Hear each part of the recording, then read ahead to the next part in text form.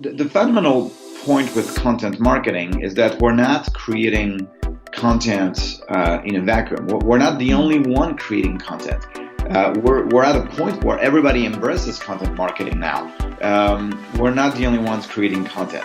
If we have the monopoly of attention from our audience, maybe we could just get away with producing whatever we want. But because we have to compete for attention from that audience, we need to understand what they care about. And so this data is something that we can find by looking at different things. Hello, and welcome to The Right Podcast, your source for inspiration in content writing, marketing, and strategizing. Every week, I come on and share entrepreneurial stories, online writing tips, content strategy help, and more to impact your life and habits as a content marketer. Welcome to the show.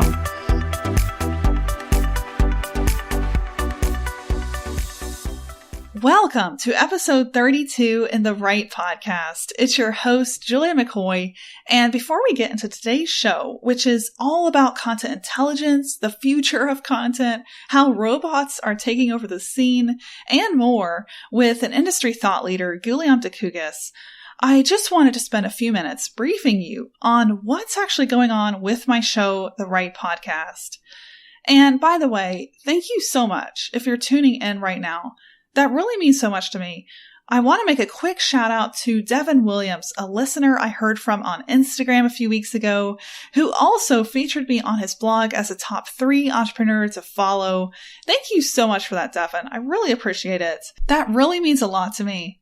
So for those of you listening that are probably wondering what the heck happened to The Right Podcast for the past 3 months, our last show date aired in January.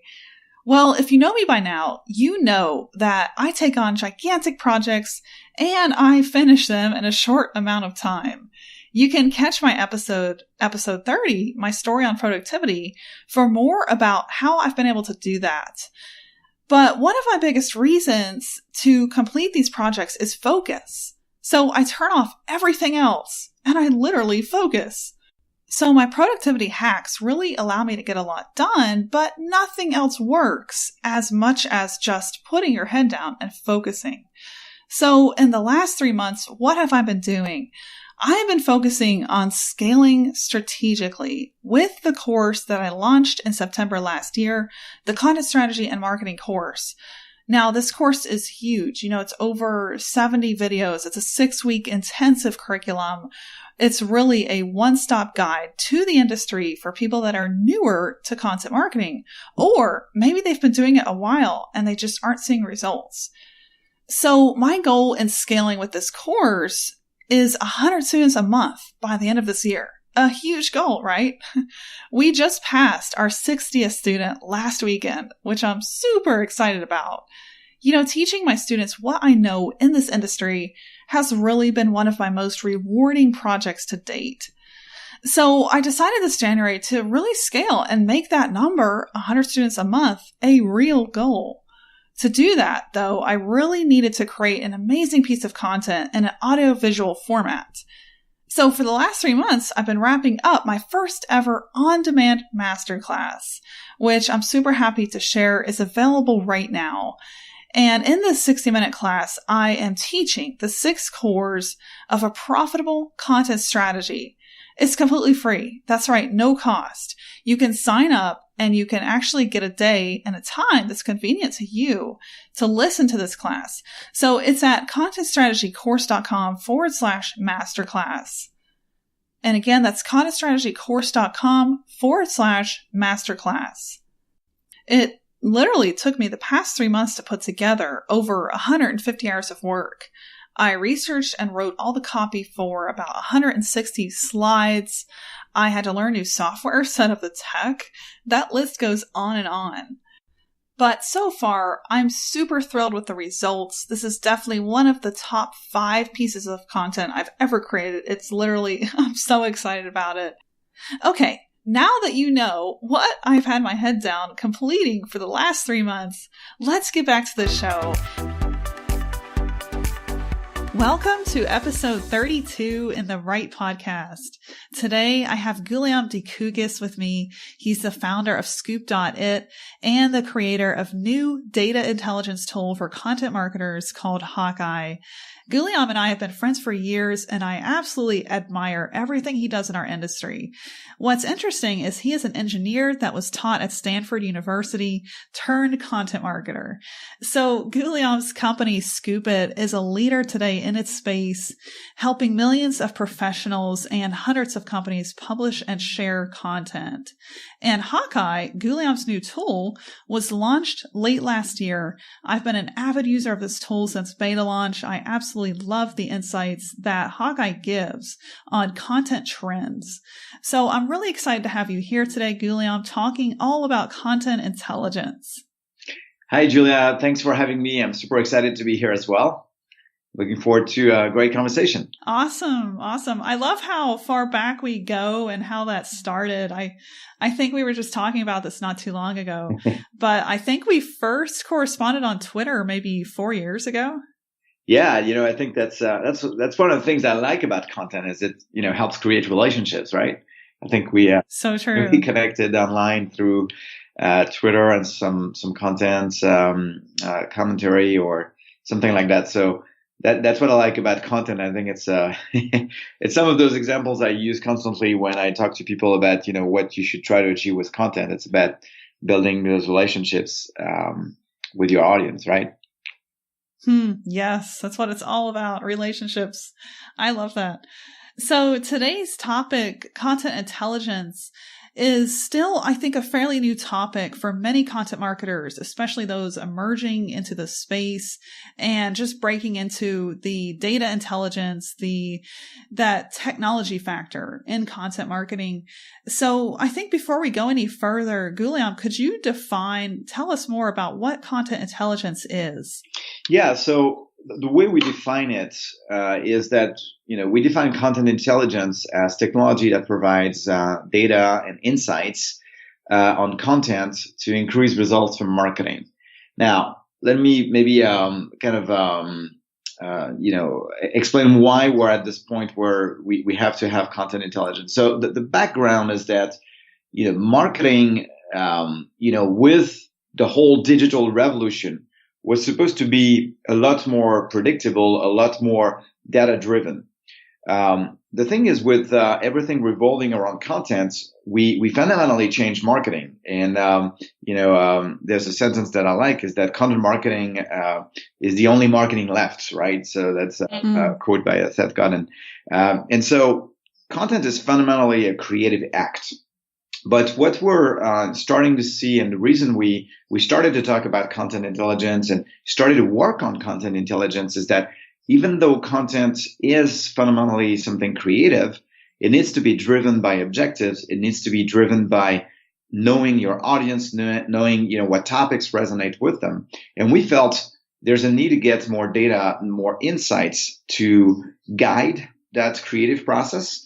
And so that's what content intelligence is. It's really thinking about, getting technology to help guide your content strategy, to help guide your creative process, and moving from, an area where you make some guesswork or educated guesses, which I think we've all done with some success, to an area where you have, some data to guide you. And I think to me, it's really, the analogy is like, you're driving a car, do you want to drive at night without a headlight, or do you want to have a headlight and maybe a GPS to guide you, and help you figure out where to go? That is great. I love what you said about, having your content being driven by objectives. And I think more and more that's important as we get content marketing buy-in, investment from executives, even freelancers getting investment from their own clients. So in terms of content intelligence, how can we use competitive intelligence as a KPI for overall marketing success? Yeah. So, the fundamental point with content marketing is that we're not creating content in a vacuum. We're not the only one creating content. We're at a point where everybody embraces content marketing now. Everybody is publishing content. We And our audience is going to be, faced with a deluge of content potentially. But the point is, we're not the only ones creating content. If we have the monopoly of attention from our audience, yeah, well, maybe we could just get away with producing whatever we want. But because we have to compete for attention from that audience, we need to understand what they care about. And so this data is something that we can find by looking at different things, by analyzing, monitoring what's been produced on the various topics that our audience cares about. We can look at what competitors are doing. We can look at what influencers are doing. And this is not something new. Scoop.it started as a curation platform. And a lot of the best curators, the best marketers we had using our platform were using curation, not just, to do the traditional form of curation, which is, I want to find content to publish to my channels. But the best marketers were using curation to shape their creation process. What a lot of people told us among our clients is that, curation informs creation. So the more you curate, the better you are at creating. So the first way content intelligence works is it helps facilitate that process. It's, think of it as a system that can digest the web for you to find out what everybody else is doing, influencers, competitors, similar content, and help you understand what topics you should create content on, number one. Number two, on those topics, what are the benchmark? What are the top content that can inspire you or that you should try to differentiate from because they've been the most successful ones on that topic. Number three, who are the influencers that are part of that are shaping that conversation and that maybe you should engage or maybe you should quote or maybe you should have contribute to your content. And number four, what is your brand? What are your competitors known for? What topics are they known for? So those are all things that can be found by monitoring the web. And you can do it manually, but it's going to be very time consuming. New platform. Yeah. And, the web is big. With new platforms and particularly with artificial intelligence, you can surface that type of data, pretty much automatically. And that's what is, that's why we're talking about content intelligence now. That is amazing. Those 3 points are ingrained into how I do content. So I love hearing that. That is awesome. So talking about using tools to get that intelligence and how, this is something that's definitely growing in popularity is turning to tools to get these insights. It's just so hard to go on the web and try to find this stuff without that tool filtering and really getting down to the results for you. So you guys just launched Hawkeye and I have been using it ever since beta launch. I love it. So tell me a little bit about how this trend in our industry, this need right now, how that inspired you to create this tool. Well, I think, what they say about good writers, great writers are great readers. It's been true since, and great musicians are, listening to a lot of music. There's no art form where you're just, ignoring everybody else. So it starts by listening. And so, fundamentally at the core, we arrived to Hawkeye because we, as a curation platform, what we've been, building as a technology is a data set, as we say in the tech world. We have data on, more than 40 million sources of content. So we know what they publish. And so we've been using that historically to help with curation. So if you look at what Scoop.it is, the B2B version of Scoop.it, fundamentally what it is, it's a listening engine that helps you monitor and filter the web to find content to publish. So it's both the listening and the publishing part that's combined in that platform. So the extension of that and the new thing which happens, recently, and that's why we're talking about this from a technology standpoint as well, is that now we have artificial intelligence algorithms which can leverage this data. And AI might sound like, science fiction, or, it might sound like, it's, Terminator and robots stealing our jobs and so on. But here we're just doing something very simple, very pragmatic. We're using algorithms to find out what are the patterns in that content, what are the trends, what are the insights, what are the ways content can look the same, all across different websites. So we're going through all of this data, and there's lots of things which are, science fiction AI, like, thinking machines and robots and so on. But here we're using those algorithms to really dig into this data, and that's typically something that we as humans are not very good at. I can, if you give me a list of articles, I can probably go through 3, 4, 5, but not 200, let alone 2,000. But look, on some topics, 2,000 articles is just what the web is going to produce in a month. If you look at topics like the blockchain, or if you look at, even on some niche topics, which might be, pretty obscure, there's a lot of people producing a lot of content. So that's what machines are good at fundamentally. And that's what we've been building with Hawkeye, as a way to digest this data and to not just filter it, but also measure it. What's the impact of that content? How many times was it shared? What's its quality score? And also understand what it's about. What are the topics that it's about? So going back to this, great writers or great readers, we're trying to facilitate that reading, to guide it, so that you can be better at creating content. I love that. I love how the creation of that tool came from something that was such a need in the industry, instead of just, sitting down to map out, okay, what can we create? It came from a place where there really was a need. Yeah, absolutely. And I think, the unique position we had is that because we have a free platform that's more than 4 million of people are using to share what they're reading on Scoop.it pages. That's what the free version of Scoop.it is. We were, we kind of crowdsource the web stock content through the action of those 4 million people. So we have 4 million people constantly sharing stories to their topic pages. They do that to show their professional brand, and to have a place on the internet where they can point people to with all of the stories they like in their areas of expertise. And that's, a great free tool that's continuing to grow, and for which we receive a lot of great feedback. But in the process, we get also some very interesting way to get access. I mean, we were just discussing about, covering some niche topics that might not be as popular as content marketing or the blockchain.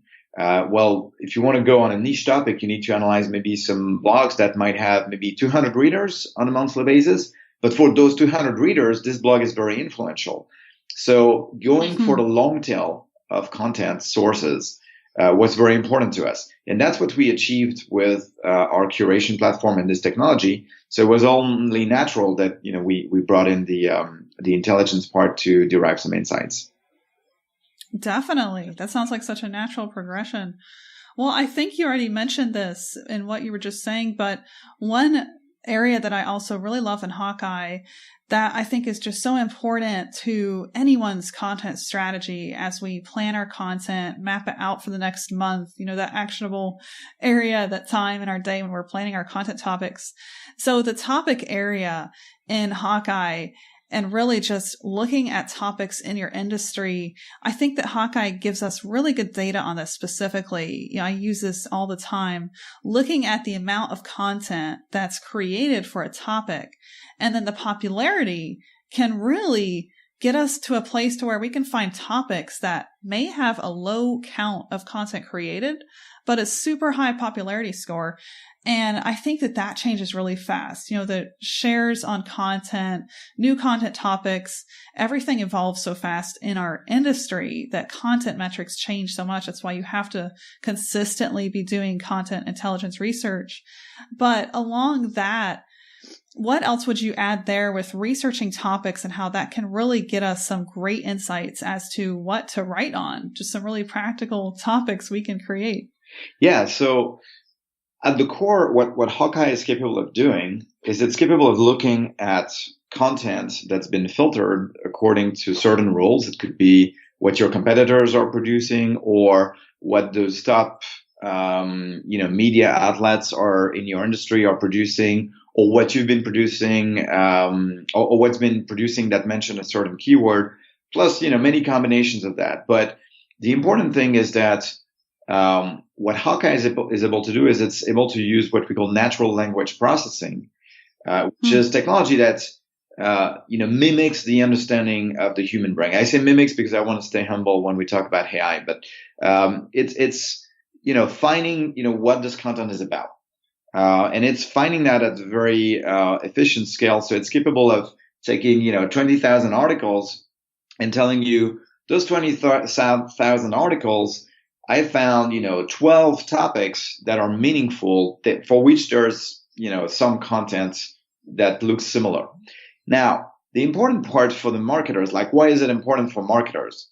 I mean, intellectually, it's always satisfying to understand what content is about. But the important thing is that, as you said, we don't want to create content on something that's been already beaten and covered many, many times. Like, who wants to read the 73rd piece on how to do this and that that's been covered already 72 times? You're not going to have traction with this because your content is going to sound like Me Too content. So what we want to do is at least a couple of things. One, we want to identify topics which have not been covered yet that much, but for which our audience is going to have an appetite. And Hawkeye can help you understand this because it can group content by topics, and it can tell you things like, hey, this topic has a lot of traction, meaning its content is, for instance, being shared a lot. Content on that topic is being shared more on average than average content on social networks. So it's getting engagement, it's getting traction. And at the same time, there's relatively a lower amount of content produced on that topic. So you want to look for those topics which have not yet been too much covered, where you can make a difference. The other angle is if there are 72 pieces of content on that topic, and it's a really core strategic topic for you, you might still want to cover it, but then you need to be much better than everybody else. So you need to make it an objective for yourself to be better than the 72 other pieces of content. So you need to know what they are and how successful they are and what drove their success. So you need to understand things like, were they short form, long form, were they visual, who wrote them, like what's kind of their key factors of success. And that's also what Hawkeye helps you do. So those are two very concrete examples. Find unique topics that haven't been covered yet, but that are becoming trending, number one. And number two, if you're going to go for a very hot topic, how to be the best answer, how to be better than your competition on this. I think you covered everything there. I love that with tools like Hawkeye, a topic that can really serve our audience well, do phenomenally well in shares, just reach our people in the best way possible. It feels like it's just a tool away now. Like, I can go in Hawkeye, pull a topic, write about it, put something together that is a really awesome piece of content, and it does well. And it's almost like, I don't want to say it's a formula for content success, because I don't think that that's something that we can set in stone, because content evolves so much. But it is really like a great topic is just a tool away with content intelligence. Yeah, and to be fair, I think there's more to it. There's all the creative work that needs to be done. There's all the quality writing that needs to be done, and true. Hawkeye doesn't write for you, and we don't want to go into this. I think writing with a human tone is very much something we think humans will still be better at doing. But I think the problem we have in this industry is not that we don't have talented people, or it's not that we don't have good creative people, but it's the fact that it's fundamentally hard to create content for a certain audience with a certain objective to get traction, because a lot of people are doing it. We have the talents, we just need to guide them in the right direction. Because again, we're not just doing an artistic exercise here. Otherwise, content marketing would be dominated by novel writers or journalists, and and there are some people who came from a journalism and embrace content marketing, but we're still doing marketing, right? So this is something where we're going to be talking about, boring industries, or we're going to talk about, some specific problems that our audience have that might not be Pulitzer winning, prizes. But my take is that for those people in those boring industries with some specific problems, the content you would create for them, if you do it right, if you answer their questions, and if you speak to their concerns and their interests, that's not going to be boring at all for them. So, I think, we just need to guide those talented people we have in our industry to, know what topics they should create content on, as opposed to just, being driven by, at best, an educated guess.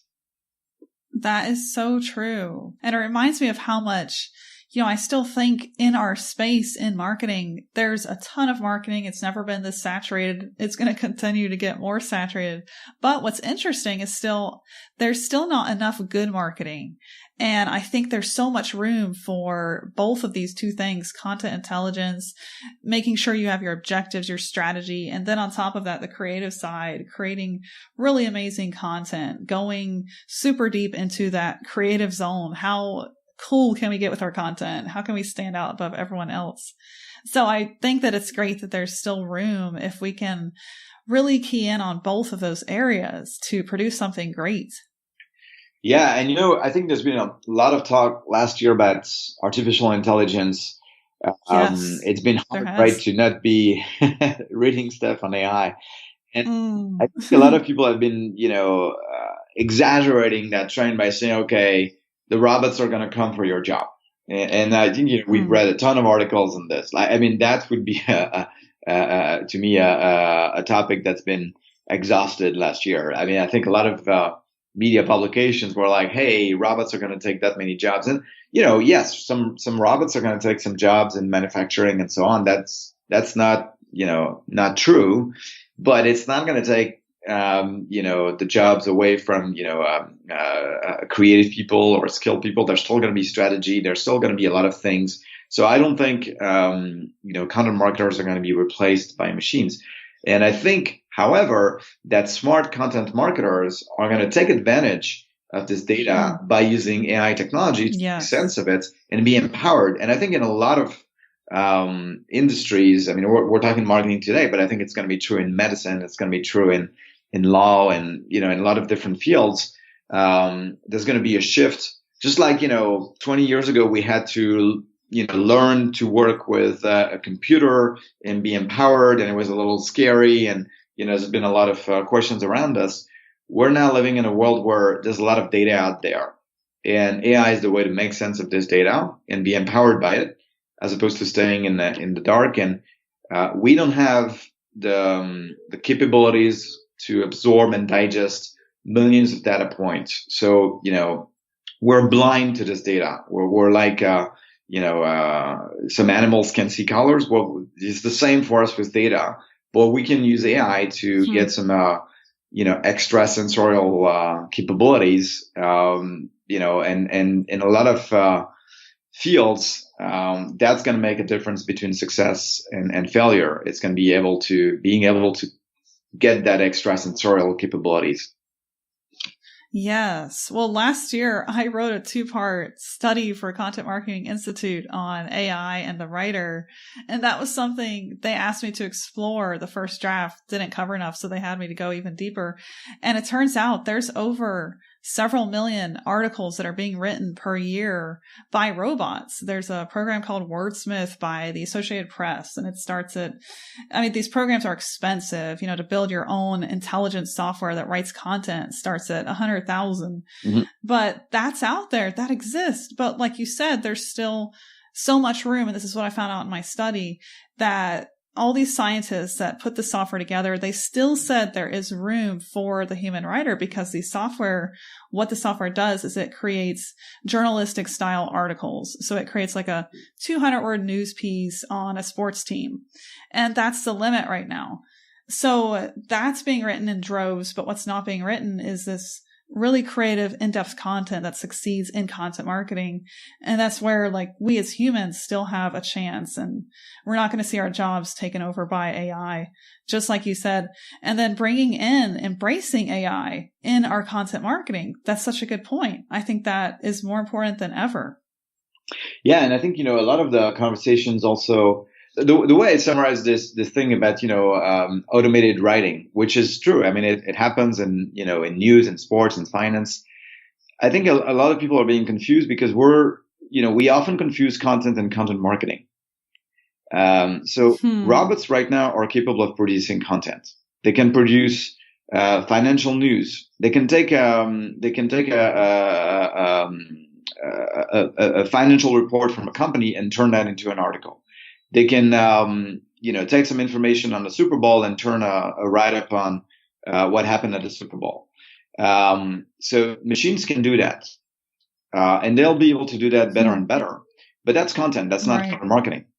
Content marketing is not just creating content for content's sake. It's creating and publishing and distributing content that moves people to take a certain type of action. You want to create a relationship. We're starting this discussion by talking about the relationship we created years ago online, through Twitter and content.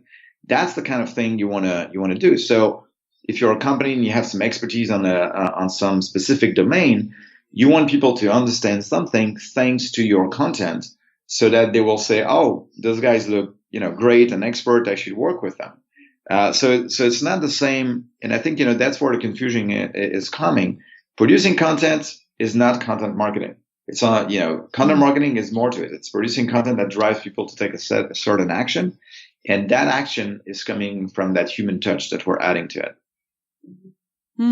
I love that. Well, I think that's a great place to end. That's a great definition. Well, tell us a little bit about how we can sign up for Hawkeye. Are you still doing beta users for a limited time? Yeah, so we've done two things as part of our go-to-market with Hawkeye. So we're doing a private beta that's still going, where we collecting a lot of feedback. So that's really great for us. And we're also doing pilots with companies that have significant investments in content marketing, for which being able to get this, light on their data is going to be making a significant difference. If they're investing, hundreds of thousands of dollars or millions of dollars sometimes in content, they really want to get their return, and they really want to get this right. So those are the kind of two activities we have right now. So we do private beta. You can sign up for it at Hawkeye.ai. And if you're a marketing team, or if you're a marketer and you have like significant content investments, we can put together a pilot for you where we're going to be, adding a lot of services to help you with the technology and making sure that the dollars you're investing in content are going to be well spent. Well, thank you so much for sharing that, Guillaume. And thank you so much for coming on the Right podcast. I think this is the second or third time we've talked. And as you all listening, as you can tell by now, Guillaume is definitely a thought leader in our space. There's just so much gold that he shares and so many things he sees in our industry that I think is vital to our next steps in the industry for success. So thank you so much for being here, Guillaume. You're too kind. And thanks for having me. It was always a pleasure to have a conversation with you. And if you guys are interested in Hawkeye, Hawkeye.ai, and if you want to chat about content marketing, find me on Twitter, and I'll be happy to chat as well.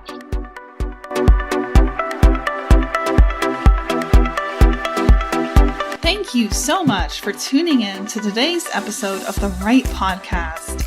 I really enjoyed speaking with Guillaume Decugis. It's always a pleasure to collaborate together. I hope that you go follow him on Twitter at Guillaume Decugis. His handle is @Decugis. And definitely go check out the new tool that I've been using about every other day now. The tool they just launched is called Hawkeye, and you can check it out at Hawkeye.ai. Don't forget my free masterclass, The 6 Steps to a Profitable, Results-Based Content Strategy, is here, and I'm so excited to teach you these 6 cores. This is a 60-minute, completely free, no-cost class. You can go register now. It's on demand, but my team and I are live, so the questions you ask during this class will get answered by my team live. So you can go register for this class at contentstrategycourse.com/masterclass. Again, that's contentstrategycourse.com/masterclass. I can't wait to see you there. Don't forget to subscribe in iTunes so you don't miss another episode of the Right Podcast. You can catch show notes at expresswriters.com/right-podcast.